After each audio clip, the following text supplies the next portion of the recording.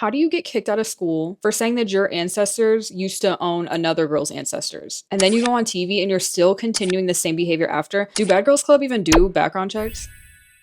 Bad Girls Club season 3, and where are they now? And the crazy moments that made the show. Okay, first we're gonna start off with Tiffany. I feel like I could never get fully behind Tiffany because she was victim blaming Amber. And not only that, but she completely unleashed on her about the situation. I know that if Tiffany wants to, she would Cookie's world up. You couldn't even tell me what he touched you at. You're a little stuck-up snob who doesn't understand herself. Mind you, Amber had multiple drinks, and she clearly was just conveying that she felt uncomfortable, that someone was touching her inappropriately. I don't understand how you could feel personally attacked or mad at that, but yet here we are with Tiffany. And then she did this giant weird speech like she was winning an Oscar, like she was giving this huge performance in front of everybody at the table. Like, it was just so weird to me. Tiffany is now a mother of 2, and she is in a serious relationship. She is also a bulldog breeder. Up next, we have Sarah. Sarah, girl, you are on the wrong reality show. You should have been at the Girls Next Door at buffet dinner with Bridget, Holly, and them, because she was Playboy down. Like, she loved talking about that, and I love that for her because it's such a huge moment, especially in the 2000s. I love that everybody was showing how important Playboy was back then because it was a huge phenomenon, but she should have been on the Girls Next Door. She could have put on that bunny uniform and did some tours of the Playboy Mansion with Bridget. Like, there's always that one girl we have seen on TV, and hopefully not in real life, that has to remind everyone that she does not race mix. But this time, it went way deeper than that. Amber B, I know what you are. So Amber B's villain origin story would start all the way back in the early 2000s. She was a college student, and she actually went to this school where she had a roommate that was Black. And they had gotten to some type of altercation. I can't remember what it was, but Amber told this girl allegedly, like, my ancestors used to own your ancestors. She thought that was appropriate and cute to say out of her mouth. So she quite literally got kicked out of the school. And then not only that, but she actually was trying to say that I forgot what it's called, but in college you have like a dorm mother, and that's the one that like oversees everything. And she was basically saying the dorm mother was targeting her or whatever, because the dorm mother was also Black. And it's like, baby, you wasn't targeted. You said that out your mouth. Her time on the show just proves that everybody was right. She gets on Bad Girls Club a couple years later, and she starts this BS all over again. It's one thing to have a preference, but to straight up proudly say that you don't date out of your own race. 1, especially in a club full of Asian people, but 2, on a reality show. Because like, why do you need to state your dating preference? Because that's what some of y'all call it. She goes on to say that she's very nice towards Black people. Girl, I doubt it. But says if they are Mexican, it's a little different for her, because to her that means that they are not legal. Cookie was even like, girl, what is wrong with you? Amber, there's no need to sit here and talk to yourself and have this weird like dilemma of like, well, I don't like race mixing and I don't want to date outside of my race, because nobody's checking for you, boo. I'm sorry, but nobody is checking for you, boo. Do not worry about that. Trust me. Onto the lighter stuff, she didn't want to help her BFF when she was getting her face stomped on or kicked in her cootie cat, but saves her shoes in Cancun. Like, the fact that Cookie even got jumped, one, but it's the fact that she was actively asking her friend for help, and her friend was like, girl, no. But which, okay, if you don't want to save my life, that's one thing, but yes, please go ahead and grab my Dior's. That's the least you could do. Another thing too that no one talks about with Amber is when she was in the limo with like Kayla and them and Whitney,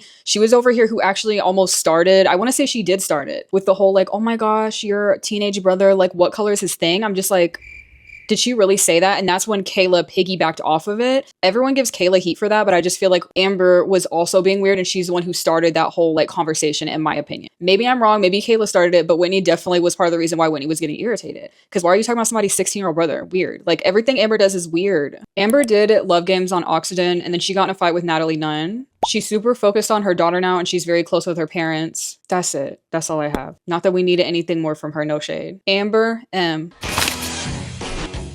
Cookie, the woman that you are, the woman you have always been, the woman you continue to be. She said with her little ponytail, no, pull over. And what is Amber gonna do? Nothing. She's gonna pull over to a gas station. They start fighting. Kayla and Cookie start like going at it, and Cookie literally chokes Kayla. Like, you can hear Kayla struggling to speak. No, I'm not playing with you.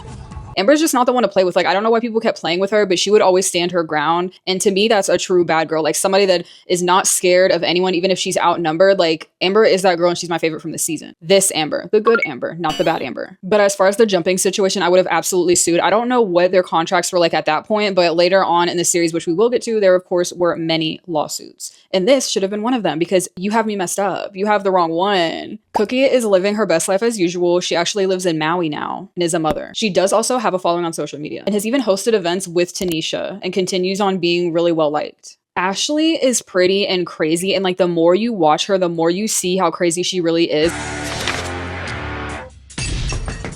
She got mad at like the smallest things and was always down for a yelling match. And like, that's one thing, but I feel like she got mad at the dumbest stuff, like the wet t-shirt contest. The only thing I will say, and I will give her, and I know other people agree with this, is like, she should have absolutely been a permanent cast member versus Aaliyah. Like, Aaliyah should have been a replacement or not there at all. And like, she could have had Aaliyah's spot. With that being said, I do feel like Ashley is more of a mean girl than a bad girl. Like, she always doing the most. Like, why are you even dragging someone for having depression? Like, I know it was the early 2000s, but that's the best you got. And I don't even like Amber like that. To be honest, Ashley actually keeps her stuff on lockdown, so I have no idea what she's up to today, except for she still looks good. Aaliyah is my second least favorite from the season.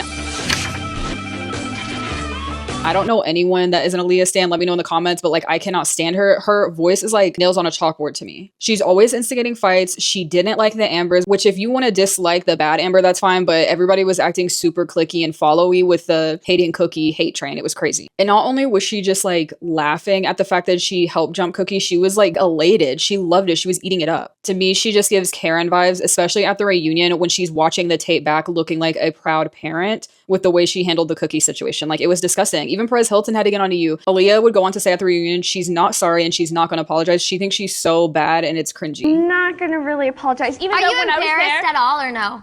no, I'm You not. should be. Like, you know, it's bad if Perez Hilton said your morals are whack. Like, and it was the good Amber too. Like, I'm so mad. Sarah actually posted a pic of the cast recently and blurred out Aaliyah's face by putting like a clown emoji over it. And that pretty much sums up Aaliyah's reputation. Sorry. Aaliyah is still doing good nowadays. She's posting on social media and she loves to travel, but you can always find her reading. She is a total bookworm. Now on to Kayla.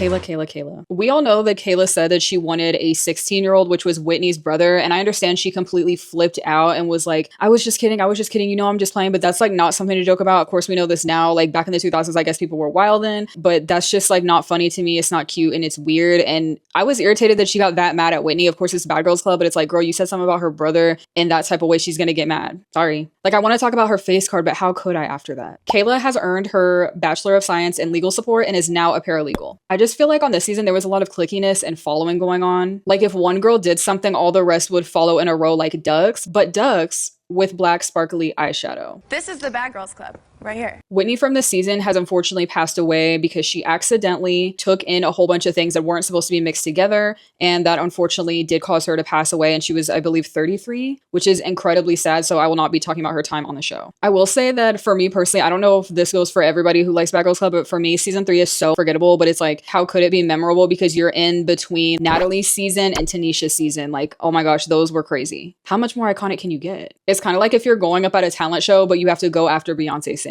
Let me know what y'all think in the comments below.